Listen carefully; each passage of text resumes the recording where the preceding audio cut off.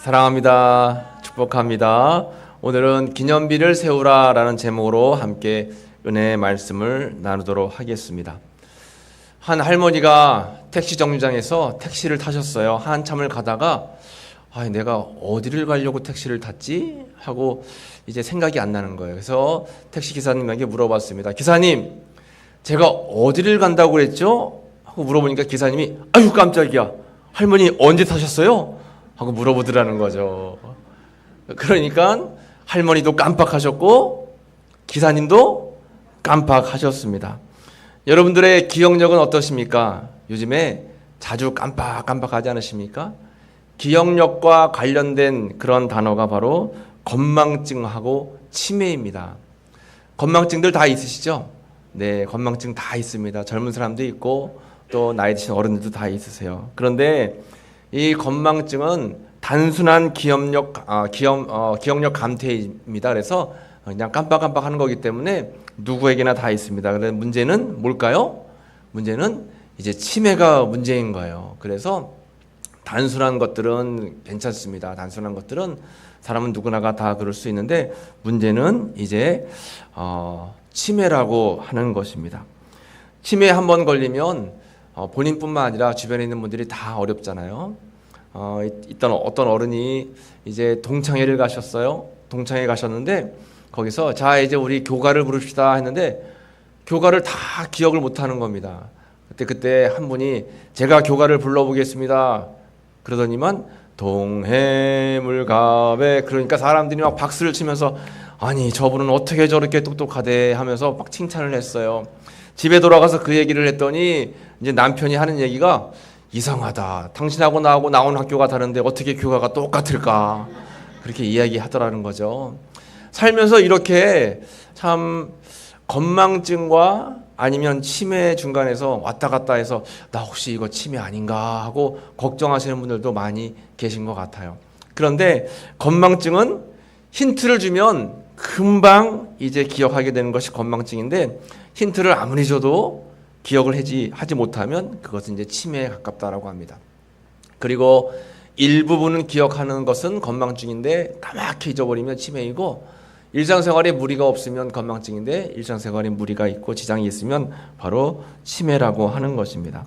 근데 우리나라에 65세 이상의 국민들 가운데 치매가 몇 퍼센트나 되나 6%에서 13% 정도가 치매의 그러한 여러 가지 어려운 그런 위기 가운데 있다라고 하는 것입니다. 그러니까 우리 누구에게나 다 치매가 참 조심스럽고 어렵다라고 하는 거죠. 저의 이제 외할머니도 굉장히 정정하시고 고우셨던 분인데 어느 날 이야기를 들어보니까 이제 치매가 오기 시작하셨다라고 하는 거예요.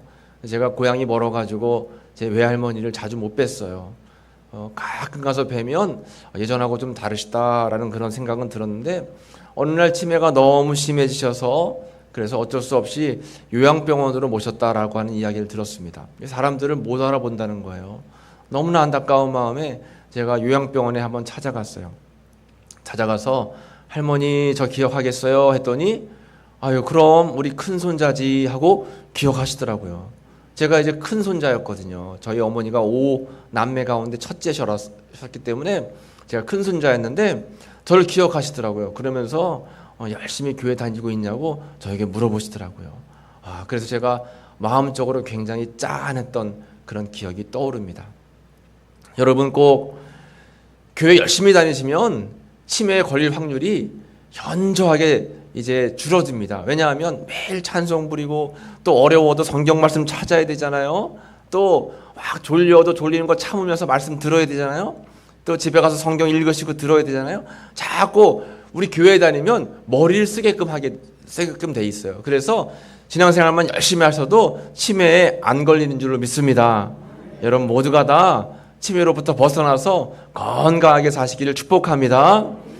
부산에서 그런 뉴스가 있었어요. 한 할머니가 보따리를 잔뜩 지고선 거리를 방황하는데 사람들이 신고를 했어요. 웬 할머니가 거리를 방황하고 있습니다. 그래서 경찰 아저씨가 가서 물어보니까 할머니 이름도 몰라요. 사는 것도 몰라요. 아무것도 기억을 하지 못해요. 그냥 보따리만 그냥 짊어지고선 뺏기지 않으려고 그렇게 하시는 겁니다.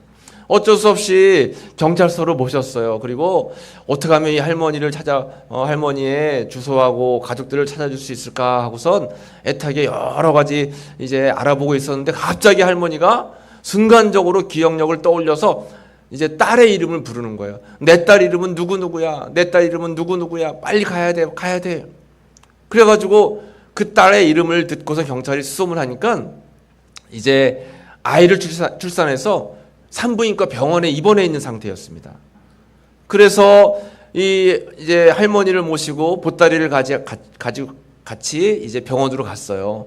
병원으로 갔더니 그 딸이 맞았습니다. 딸이 출산을 한 거예요. 보따리를 풀러보니까 그 안에 미역국이 끓여져 있었어요. 그래가지고 미역국을 끓이면서 딸에게 빨리 식기 전에 먹어, 식기 전에 먹어 그렇게 이야기하더라는 거죠. 딸이 눈물을 펑펑 흘렸답니다. 그 엄마는 이제 치매 환자였어요. 치매 환자인데 그 딸이 아이를 낳는다라고 하는 그런 마음과 생각을 가지고 있어서 어떻게든 그 딸에게 미역국을 먹이고 싶은 그런 마음이 있었다라고 하는 거죠. 여러분, 사람은 누구나가 기억하는 존재입니다. 그래서 사람을 기억하고 과거의 역사를 기억합니다. 사람들은 그 기억을 더욱더 후대에 남기기 위해서 기념비를 세우기도 합니다. 그래서 이제 유명한 사건이라든가 유명한 사람을 기리기 위해서 기념비를 세워요. 미국에 가면 자유의 여신상이 있어요. 뉴욕. 이것은 미국의 자유 해방을 기념하기 위해서 프랑스에서 만들어준 그런 기념비입니다. 자유의 여신상이 있고, 프랑스에 가면 에펠탑이 있죠. 이 에펠탑도 마찬가지로 프랑스의 자유를 선언하면서 지은 그런 탑입니다. 기념하기 위한 기념탑이죠. 그런가 하면 공주는 독립유공자 기념비가 시내에 가면 있습니다. 독립유공자들을 기념하면서 기념비를 세웠어요. 옹진동에요. 그런가 하면 우리 우성교회는 뭐가 있을까요? 100주년을 기념해서 100주년 기념비를 세웠습니다. 그래서 누구든지 우리 교회를 지나가다 보면 이 교회가 100년이나 됐구나 하고 깜짝깜짝 놀랍니다. 오직 하나님께 영광을. 그래서 100주년 기념비를 세웠어요. 이렇게 기념비를 세우는 것은 기억하고 잊지 말고 마음에 새기자라고 하는 그런 의미가 담겨져 있는 것입니다. 제가 이렇게 기념비에 대한 말씀을 드리는 이유는 뭐냐면 오늘 성경 본문에도 기념비에 관련된 말씀이 기록이 되어 있기 때문에 그렇습니다. 이스라엘 백성들이 40년 동안 광야를 거쳐와서 드디어 꿈에도 그리던 가나안 땅을 앞에 두게 되었어요. 가나안 땅 앞에는 그러나 요단강이 있었습니다. 요단강은 굉장히 큰 강이었어요. 지금은 물이 많이 줄어서 보잘것없는 조그만 냇물 같은 그런 강이지만 예전에는 사람의 힘으로는 도저히 건널 수 없는 큰 강이 요단강이었습니다. 그런데 하나님께서 이 요단강을 은혜 가운데 잘 건너게 해주셨어요. 그리고 오늘 본문의 말씀에서 이렇게 하나님께서 이스라엘 백성들에게 명령을 하고 계십니다. 그 모든 백성이 요단을 건너가기를 마침에 여호와께서 여호수아에게 말씀하여 이르시되 요단강을 건너자마자 하나님께서 말씀하고 계십니다. 백성의 각 지파에 한 사람씩 12사람을 택하고 그들에게 명령하여 이르기를 요단 가운데 제사장들의 발이 굳게 선 그곳에서 돌 12를 택하여 그것을 가져다가 오늘 밤 너희가 유숙할 그곳에 두게 하라 하시니라. 아멘. 요단강을 건너자마자 하나님께서 명령을 하셨죠. 각 지파에서 한 명씩 12명을 택해서 돌 12개를 취해서 기념비를 세워라. 이렇게 말씀하고 계십니다. 요단강을 건너고 나서 하나님께서 명령하신 것은 기념비를 세우라는 것입니다. 그것도 두 곳에 기념비를 세우는 거예요. 그러면 하나님께서 왜 이스라엘 백성들에게 기념비를 세우라고 하셨을까요? 기념비를 세우게 하신 그 의미가 있습니다. 그 의미가 세 가지인데 오늘 세 가지 의미를 함께 나눠보도록 하겠습니다. 이 기념비를 세우라고 하신 하나님의 뜻과 의도가 오늘을 살고 있는 우리에게도 참 중요한 말씀으로 다가온다라고 하는 거죠. 첫 번째입니다. 첫 번째 기념비는 한번 따라해 볼까요? 나는 죽었습니다. 그래요. 나는 죽었습니다. 첫 번째 기념비의 의미는 나는 죽었습니다 라고 하는 의미가 담겨져 있다라고 하는 것입니다. 요단강의 물은 굉장히 깊었습니다. 그래서 화면에도 보시면 요단강 우기인 3월과 4월 이때는 1.6km의 깊이는 3에서 4m 정도 되는 깊은 강, 큰 강이 요단강이었어요. 사람의 힘으로는 도저히 건널 수 없는 강이었습니다. 이스라엘 백성들이 이제 가나안을 가려면 이 요단강을 건너가야 되는데 요단강을 건너기에는 너무나 힘든 그러한 상황이었죠. 하나님이 도와주지 아니하면, 하나님이 은혜를 베풀어 주지 아니하면 도저히 이 강을 건널 수가 없습니다. 그런데 하나님께서는 기적을 베풀어 주셔서 이 강을 건널 수 있게 해주셨어요. 그래서 이 사람들이 기념비를 세우면서 외친 것은 뭐냐면, 하나님이 도와주지 않았으면 우리는 이미 이 강에 다 빠져서 죽을 목숨이었다.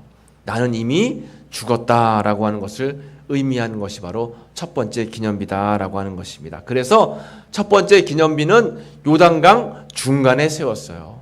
요단 강물이 쭉 갈라졌는데, 갈라져서 다시 요단 강물이 덮어지기 전에 요단강이 말랐을 당시에 요단강 중간에 기념비를 세웠다라고 하는 것입니다. 기념비를 세우면서 이스라엘 백성들은 우리가 이 요단강에 다 빠져서 죽을 수밖에 없는 목숨인데 하나님이 우리를 살려주셨구나. 그래, 우리는 죽을 목숨인데 하나님이 우리를 살려주셨어. 이것이 하나님의 은혜야 라고 하면서 하나님의 은혜를 기억하게 되었다라고 하는 것입니다. 우리 찬송가 301장에도 우리가 이렇게 찬송하잖아요. 지금까지 지내온 것 주의 크신 은혜라. 지금까지 지내온 것 주의 크신 은혜라. 한번 불러볼까요? 지금까지 지내온 것 주의 크신 은혜라. 한이 없는 주의 사랑 어찌 이루마. 자나깨나 주의 손이, 자나깨나 주의 손이 항상 살펴주시고 모든 일을 주 안에서 형통하게 하시네. 아멘. 지금까지 지내온 것이 다 주님의 은혜인 줄로 믿습니다. 그것을 잊어버리면 안 되는 거예요. 여기까지 에베네셀로 도와주셨습니다. 여기까지 임마누엘로 동행해 주셨습니다. 이것이 주님의 은혜입니다. 이것이 주님의 은총입니다. 이것을 기억해야 된다라고 하는 거죠. 그래서 이스라엘 백성들에게 기념비를 세우라 말씀하신 것은 애굽에서 탈출하게 해주시고 40년 동안을 살게 해주셔서 이렇게 요단강까지 건너가게 하신 것이 주님의 은혜입니다. 이것을 기억하게 하시기 위해서 기념비를 세우라고 하셨습니다. 주님의 은혜가 아니면 나는 이미 요단강에서 죽은 목숨입니다 라고 고백하는 것입니다. 우리도 마찬가지예요. 주님의 은혜가 아니면 우리는 살아갈 수 없습니다. 그래서 갈라디아서 2장 20절 말씀에 우리에게 이렇게 말씀하고 있습니다. 내가 그리스도와 함께 십자가에 못 박혔나니 그런즉 이제 내가 산 것이 아니요 오직 내 안에 그리스도께서 사신 것이라. 아멘. 그리스도 예수 때문에 우리는 살아있는 그런 생명을 얻게 된 것이다 라는 거죠. 우리는 다 이 세상에 살면서 죽을 수밖에 없는 그런 존재였습니다. 이 세상에 살면서 하나님의 은혜가 아니면 우리는 살 수 없는 존재였어요. 그런데 예수님께서 우리를 살려주셨습니다. 예수님께서 우리를 인도해 주셨습니다. 여기까지 살아온 것이 다 주님의 은혜입니다. 늘 항상 이렇게 고백하시면서 감사하시기를 축복합니다. 그래서 우리가 날마다 고백해야 될 것은 나는 죽고 예수로 사는 사람. 한번 따라해 볼까요? 나는 죽고 예수로 사는 사람. 이것이 복음입니다. 아멘. 맞습니다. 나는 죽고 예수로 사는 사람. 나는 늘 항상 십자가에서 죽고 예수님 때문에 살아가는 삶. 이런 삶을 고백하는 사람 하나님께서 인도하시고 기뻐하신다라고 하는 거죠. 옛날 수도원에서 한 수도사가 수도하는 가운데에 물어봤습니다. 스승에게 물어보기를, 스승님, 제가 궁금한 것이 있는데 내가 죽는다라고 하는 뜻이 무엇입니까? 내가 죽는다라고 하는 의미가 무엇입니까? 라고 물어보니까 그 스승이 이야기했어요. 제자에게. 그러면 오늘 밤에 저 공동묘지에 가서 한번 물어봐라. 공동묘지에 밤에 갔어요. 가서 묘지에서 이 제자가 물어보는 거예요. 내가 죽는다라고 하는 것이 무슨 의미입니까? 물어봤어요. 그러니까 조용한 거예요. 돌아왔습니다. 스승에게 다시 물어봤어요. 스승님, 아무 말도 하지 않았습니다. 그러면 내일 다시 한번 가서 또 물어보거라. 그 다음날 또 가서 물어봤습니다. 죽는다는 것이 무슨 의미입니까? 또 아무 소리도 없었어요. 돌아와서 스승에게 물어봤습니다. 스승님, 아무 이야기가 없었습니다. 그때 스승이 이야기하길, 죽는다라고 하는 것은 아무 말도 하지 않는 것이다. 살면서 내 뜻을, 내 주장을 자꾸 이야기하다 보면 그것이 싸움이 되고 문제로 발생된다라고 하는 것입니다.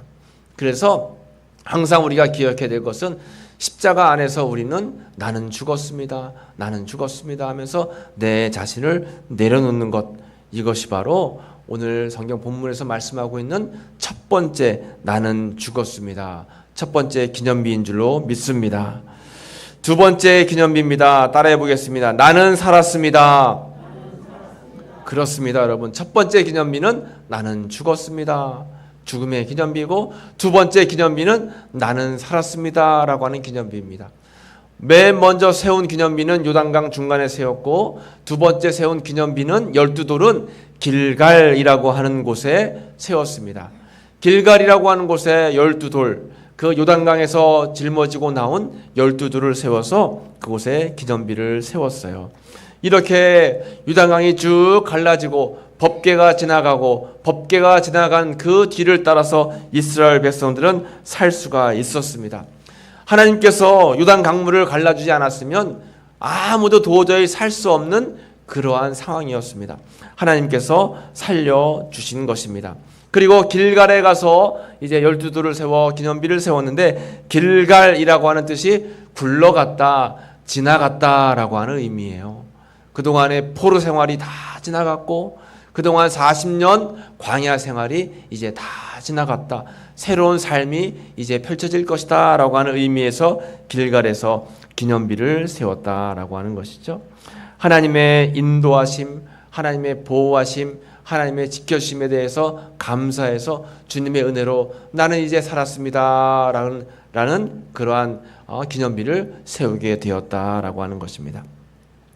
예수님과 함께하는 삶이 바로 살아있는 삶인 줄로 믿습니다. 그래서 로마서 6장 8절에 같이 한번 읽어볼까요? 만일 우리가 그리스도와 함께 죽었으면 또한 그와 함께 살 줄을 믿노니. 아멘. 그리스도와 함께 죽은 사람들은 다시 주님과 함께 살아있는 삶을 살아갈 수 있다라고 하는 거죠. 그래서 우리는 주님 안에서 다 새 생명을 얻은 목숨이다 라고 하는 것입니다. 주님 안에서 새 생명을 얻은 거예요. 이전 것은 지나갔으니 보라 새 것이 되었도다. 예수님 안에 죽은 사람은 예수님 안에 새로운 삶을 살아갈 수가 있게 된다라고 하는 것입니다. 그런 의미에서 우리가 교회에서 행하는 그러한 행사가 뭐냐? 그러한 우리 교회 안에서 하는 것이 바로 세례라고 하는 거예요. 세례. 세례가 뭘까요? 세례. 나는 죽고 예수로 살았습니다. 나는 이제 과거의 세상적인 육신적인 삶은 다 벗어버리고 이제 예수님 안에서 새로운 삶을 살겠습니다 라고 하는 의미로 우리가 세례를 받는다라고 하는 거죠. 지금도 이스라엘에 가면 요단강에서 세례를 받습니다. 예수님도 요단강에서 세례를 받았죠.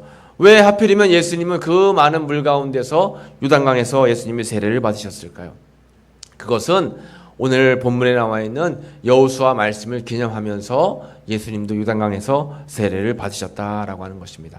이전 것, 옛 것을 다 이제 세상에 다 내려놓고 예수님 안에서 새로운 생명으로 거듭남을 의미하는 것이 바로 세례이고, 그것을 의미하고 생각하면서 예수님도 요단강에서 세례를 받으셨다라고 하는 것이죠. 세례 요한도 요단강에서 세례를 받고, 또 세례 요한도 늘 살아가면서 그가 고백하는 것은 나는 죽고 예수로 살았습니다. 이런 것을 날마다 고백했다라고 하는 것입니다. 세례는 이렇게 세례 받으러 들어갈 때는 나는 예수님과 죽었습니다. 또 세례 받고 나올 때에는 나는 예수님과 함께 다시 살았습니다 라는 것을 의미한다라고 하는 것이죠. 이렇게 두 번째 기념비는 나는 살았습니다 라는 것을 의미한다라는 것입니다. 이제 세 번째 기념비입니다. 세 번째 기념비를 한번 따라해 볼까요? 내가 기념비가 되겠습니다. 그렇습니다. 이제 세 번째 기념비는 내가 기념비가 되겠습니다. 내 마음 가운데에 기념비를 세우는 거예요. 그래서 늘 항상 나는 이전에 죽은 목숨이었는데 예수님께서 구원해 주셔서 예수님의 자녀를 삼아 주셨고 예수님의 제자가 되게 하셨고 오늘날 여기까지 인도해 주셨습니다. 그 은혜를 감사하면서 살아가는 겁니다. 그 은혜를 늘 기억하면서 살아가는 것이다 라고 하는 것이죠. 사람의 눈에 보이는 기념비가 전부가 다가 아니라고 하는 것입니다. 눈에 보이지 않는 그런 영적인 기념비가 우리에게는 너무나 중요한 거예요. 이렇게 이스라엘 백성들은 기념비를 세우고 나서 곧장 가나안 정복에 나섰습니다. 가나안 전쟁을 시작했습니다. 기념비적인 삶을 살기 시작한 거예요. 우리는 광야에서 다 죽을 목숨이었지만 주님께서 우리를 살려주셔서 요단강을 건너게 하셨고 또 새로운 생명을 주셔서 그것을 기념하면서 기념비를 세웠습니다. 이제 하나님께서 주신 새로운 땅, 가나안 땅, 여리고성을 향해서 우리가 기념비적인 삶을 살겠습니다 라고 고백하면서 이스라엘 백성들은 전쟁을 시작했다라고 하는 것입니다. 우리도 이 세상을 살아가는데 이러한 삶이 필요합니다. 내 마음 가운데에 나는 죽고 예수로 살고 이전에 과거에 죄악된 삶들, 이전에 과거에 아픈 삶들 다 잊어버리고 다 주님의 십자가 앞에 내려놓고 이제는 예수님 안에서 새로운 삶을 살아가는 것이 중요하다라고 하는 것이죠. 내 마음 가운데 영적인 기념비를 세워놓고 그 영적인 기념비적인 삶을 살아가는 것이 중요합니다. 여러분 살면서 아픔과 어려움과 눈물들이 많이 있을 것입니다. 그러나 그 모든 것들을 주님께서 다 알고 계시다라고 하는 것이죠. 그런 이 땅에 우리가 고생과 아픔과 어려움 가운데 살아왔지만 그럼에도 불구하고 여기까지 인도하신 주님의 은혜를 늘 기억하면서 주님 앞에 감사의 기념비를 세우고 또 나는 이제 앞으로 주님과 함께 동행하면서 주님 기뻐하시는 믿음의 삶을 살겠습니다 라고 고백하면서 살아가는 그러한 영적인 기념비를 세우고 기념비적인 삶을 살아가는 것이 중요하다라고 하는 것입니다. 기념비의 의미는 무엇일까요? 기념비의 의미의 첫 번째는 나는 죽었습니다. 그리고 두 번째 기념비의 의미는 나는 살았습니다. 그리고 세 번째 기념비는 믿음 안에서 새로운 삶을 기념비적인 삶을 살아가겠습니다. 이것이 바로 오늘 우리에게 주시는 귀한 은혜의 말씀인 줄로 믿습니다. 여러분 여호수아와 이스라엘 백성들이 광야의 40년을 믿음 가운데 잘 보내고 요단강이라고 하는 그러한 걸림돌을 잘 이겨내서 결국 약속의 땅 가나안에 들어간 것처럼 여러분들의 삶 속에서도 광야와 같이 힘들고 어려운 삶을 살고 있지만 살면서 예기치 않는 여러 문제 때문에 눈물 날 때도 많이 있지만 그럼에도 불구하고 여러분 삶을 인도하신 주님께 감사하면서 기념비를 세우고 기념비적인 삶을 살아가시는 여러분들의 귀한 믿음과 은혜의 삶이 되시기를 간절히 축복합니다. 기도하겠습니다. 하나님 감사합니다. 은혜 가운데 오늘 귀한 말씀을 나누게 하시니 감사합니다. 나는 죽고 예수님으로 살아가는 믿음의 삶을 살기를 원합니다. 하나님 세상 정욕은 십자가에 다 못 박게 하시고 오로지 주님의 은혜로 살아갈 수 있음에 감사하며 살아가는 저희들의 귀한 삶이 되길 원하오니 주님 붙잡아 주옵소서. 마음의 기념비를 세우고 주님과 동행하는 기쁨과 감사의 삶이 되도록 저희들의